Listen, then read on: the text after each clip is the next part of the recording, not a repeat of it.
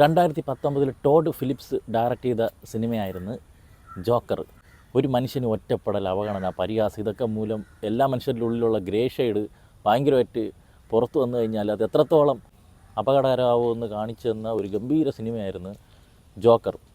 നമ്മുടെ ഹീത്ത് ലെഡ്ജറിൻ്റെ ജോക്കറിനെ മനസ്സിൽ രജിസ്റ്റർ ചെയ്ത് വെച്ചിട്ട് വേറൊരാൾ ചെയ്തു കഴിഞ്ഞാൽ അത് എത്രയായാലും അത് അത്രയ്ക്ക് കാണുള്ളൂ എന്ന് വിചാരിച്ചിരുന്നിടത്താണ് ഇദ്ദേഹം ജാക്കിൻ ഫിനിക്സ് അത്രയും ഗംഭീരമായിട്ട് ആ ക്യാരക്ടർ ചെയ്തത്. ആ ക്യാരക്ടറിൻ്റെ ഇമോഷനിലൂടെ നമുക്ക് കടന്നു പോകാൻ പറ്റും, ഓരോ ഇമോഷനും നമുക്ക് കിട്ടും. അത്രയും നല്ലൊരു സ്ക്രീൻ പ്ലേ അതിലുണ്ടായിരുന്നു, നല്ല ഡയറക്ഷനായിരുന്നു, എല്ലാം ഗംഭീരമായിരുന്നു. അപ്പോൾ ആ പടത്തിൻ്റെ രണ്ടാം ഭാഗമായിട്ട് സെയിം ഡയറക്ടർ സംവിധാനം ചെയ്തു വന്ന സിനിമയാണ് ജോക്കർ ഫൊള്ളി അഡ്. ഇത് എന്ന് പറഞ്ഞാൽ എന്തിനാണ് ഇങ്ങനെ ഒരു സീക്വൽ എന്നാണ് ഈ സിനിമ കണ്ടു കഴിഞ്ഞപ്പോൾ എനിക്ക് തോന്നിയത്. ഒരു കാര്യമില്ലാത്തൊരു സീക്വൽ. അതിൻ്റെ ബാക്കി തന്നെയാണ് കാണിക്കുന്നത്. ഫസ്റ്റ് ഹാഫ് മുക്കാലും ഒരു ജയിലാണ്, second half court room drama, അങ്ങ് പോവാണ്. അതിൻ്റെ ഇടയ്ക്ക് തന്നെ ഒരുപാട് കോൺഫ്ലിക്ട്സുകൾ വരുന്നുണ്ട്.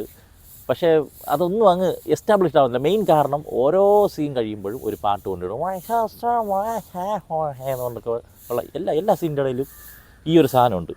അത് തന്നെ മറ്റേ ലേഡി ഗാഗ, അമേരിക്കൻ സിംഗറാണ്, അവർക്ക് ഇതിൽ കൊണ്ടുവന്ന് നീ നിനക്ക് പാട്ട് പാടാനുള്ള അവസരങ്ങൾ ഞങ്ങൾ ഉണ്ടായി തരാറുണ്ട്, ഫുൾ കഴിഞ്ഞാടാൻ വിട്ടിരിക്കുകയാണ്. ഇതിൻ്റെ ഇടയ്ക്ക് ത്രൂ ഔട്ട് കുറേ ക്രിഞ്ച് സീനുകൾ വരുന്നുണ്ട്. അതുകൊണ്ട് തന്നെ ഇമോഷണലി ഒരു തരത്തിലും ഇത് കണക്റ്റ് ആവുന്നില്ല. നമ്മുടെ ഈ ജവാന് ശേഷം ഇത്രയൊരു വിജൃംഭിച്ച ജയിൽ ഞാൻ ആദ്യമായിട്ടാണ് കാണുന്നത്. ഏറ്റവും വിഷയം പാട്ടാണ്. പടം ഒന്നാതെ മറ്റേ പടം അറിയാലോ, ഒരു സ്ലോ പേസിൽ പോണ സാധനമാണ്. ഈ സ്ലോ പേസിൽ പോണതിൻ്റെ ഇടയിൽ ഈ ചാഞ്ചാടി ഉറങ്ങ് ജോക്കറ എന്നൊക്കെ പറഞ്ഞ് പാടി വരുമ്പോൾ നമ്മളൊന്ന് ഉറങ്ങിപ്പോണ രീതിയിലാണ് ഇത് ചെയ്തു വെച്ചിരിക്കുന്നത്. പെർഫോമൻസ് വൈസ് പുള്ളിക്കാരൻ കലക്കിയിട്ടുണ്ട്.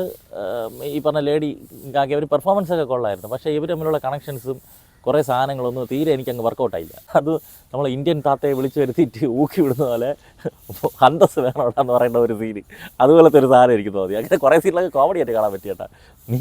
നിൻ്റെ ആരാധന എനിക്ക് വേണ്ട എന്നൊക്കെ പറയും പോലത്തെ. പക്ഷെ അങ്ങനെ പോയി ക്ലൈമാക്സ് വരുമ്പം കുറച്ച് പ്ലോട്ട് ട്വിസ്റ്റ് കാര്യങ്ങളൊക്കെ വരുന്നുണ്ട്.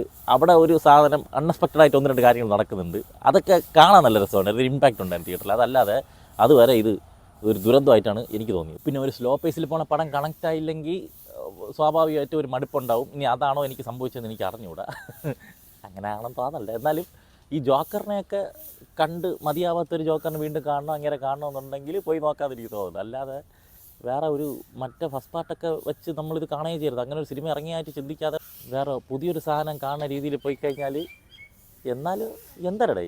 മൊത്തത്തിൽ ഈ ഗാന്ധി ദിനത്തിൽ എനിക്ക് തന്ന നല്ലൊരു താരാട്ടായിരുന്നു ജോക്കർ ഫൊള്ളി അഡ്. എന്തരാ വരട്ടെ.